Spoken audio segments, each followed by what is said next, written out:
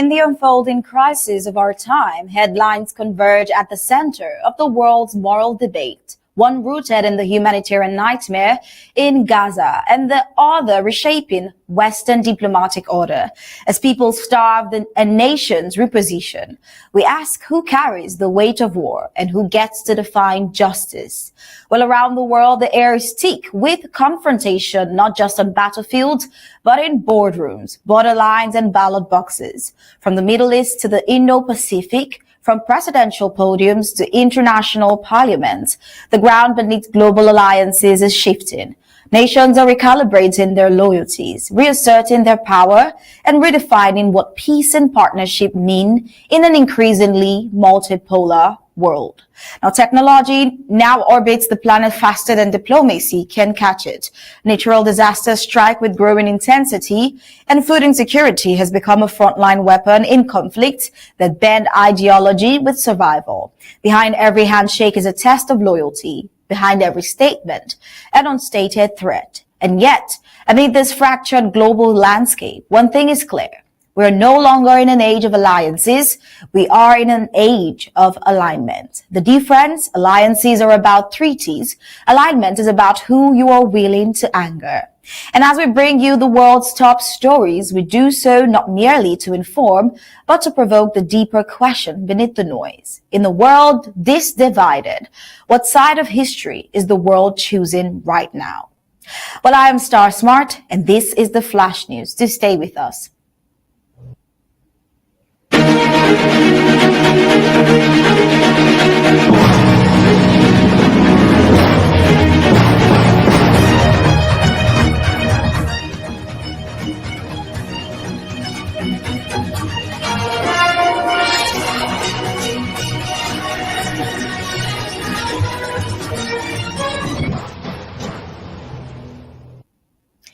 In the Gaza Strip, the line between hunger and horror grows thinner by the day.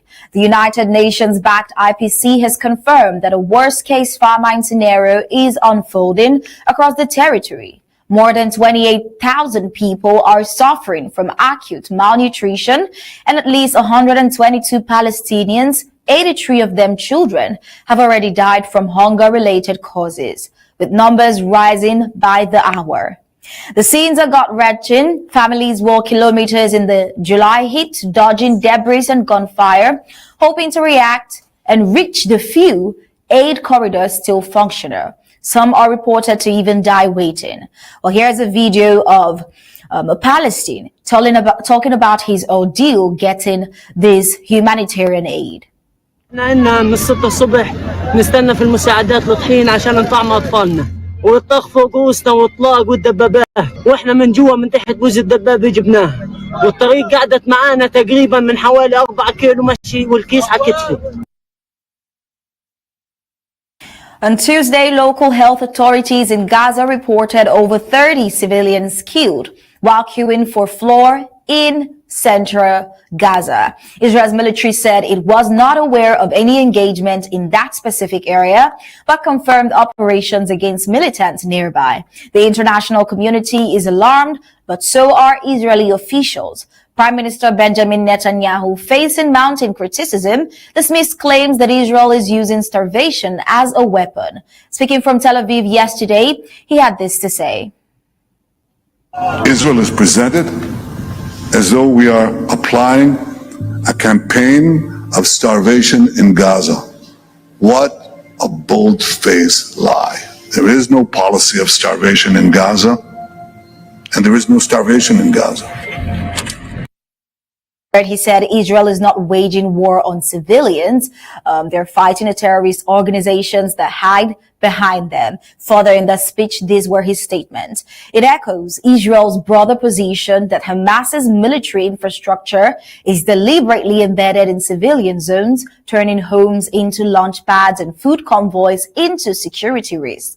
While Israel has allowed humanitarian pauses and coordinated aid deliveries, it insists its forces are navigating an impossible battlefield, one where Hamas's tactics often weaponize the suffering of its own population.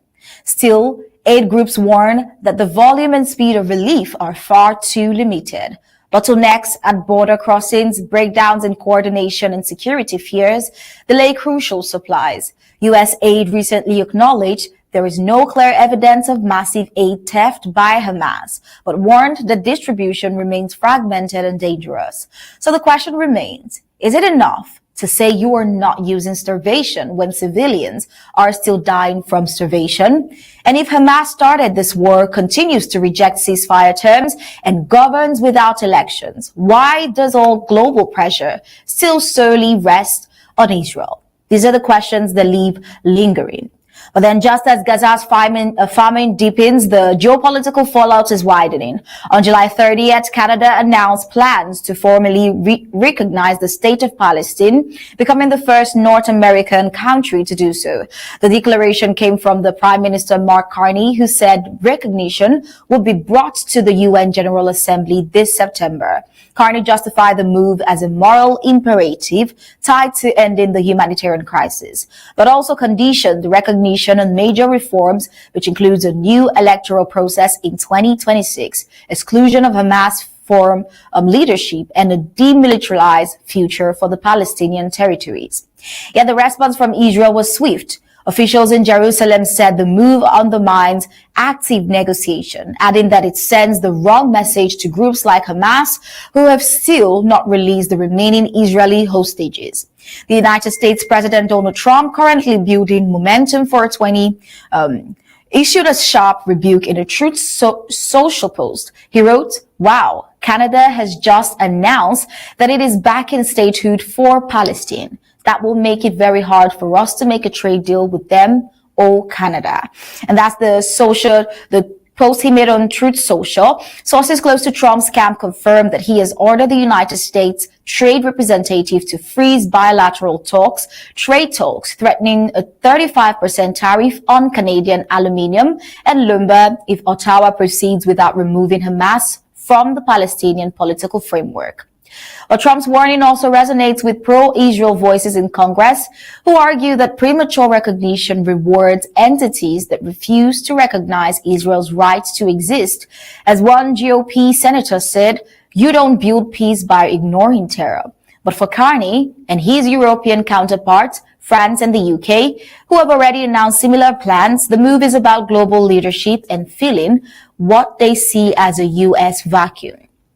Which leads us to ask, is recognizing Palestine with Hamas still intact a path to peace or a shortcut to more chaos? And as allies split, who defines diplomacy? The one facing rockets or the ones watching from across oceans? Well, we'll find out that answer in the coming days. But then on to the United States. India launch of an Earth-watching satellite to outpace disasters and global adversaries. We see this happening on July 30th, where NASA and India's ISRO successfully launched NISAR, a 1.3 to 1.5 billion US dollar radar imaging satellite aboard a GSLV F-16 rocket from Sriharikota. And this joint mission marks the first NASA-ISRO synthetic aperture radar collaboration capable of scanning the entire Earth every 12 days and detecting vertical shifts as small as a centimeter, even under clouds, cover, or darkness. Its data will be pivotal for climate monitoring, disaster forecasting, landslide early warning, and environmental research worldwide. The mission underscores a deepening strategic partnership. Earth observing capabilities is increasingly becoming geostrategic currency. But the question looms as China and others race ahead in space.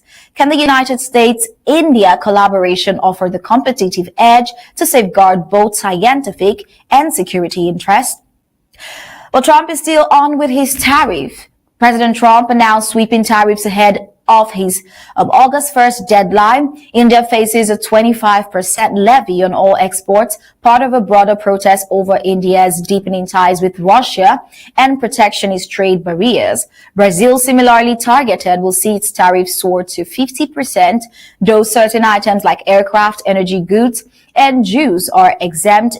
And in contrast, South Korea negotiated a 15% tariff cap on its exports and committed to investing $350 billion US in U.S. industries, while United States goods enter duty-free. In Trump's framing, Korea gets rewarded for market openness. India and Brazil are punished for geopolitical misalignment.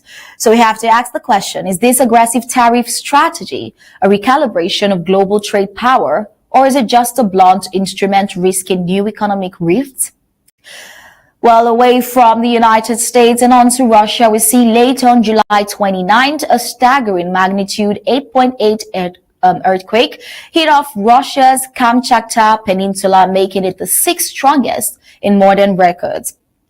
The tremor triggered a Pacific-wide tsunami alert, prompting evacuations in Japan, Chile, Hawaii, parts of the United States West Coast, and elsewhere.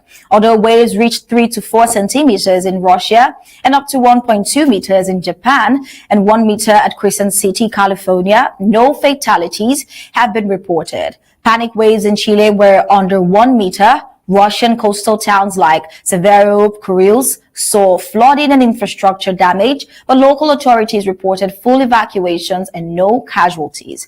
But as scientists emphasize the role of warning systems is reducing harm, the crisis raises a sobering question of when nature unleashes its most powerful forces. Can human preparedness ever fully keep pace? Well, with this new development with the United States and India, we hope that the answer to that would be yes, indeed. And with that, we've come to the end of the flash news for today. Coming up next at the top of the hour, 8 p.m. would be Undaunted, Untold Stories, bringing into the news Untold Stories. Do stay tuned for that. But thank you for watching. We'll leave you with ABC Amba TV images.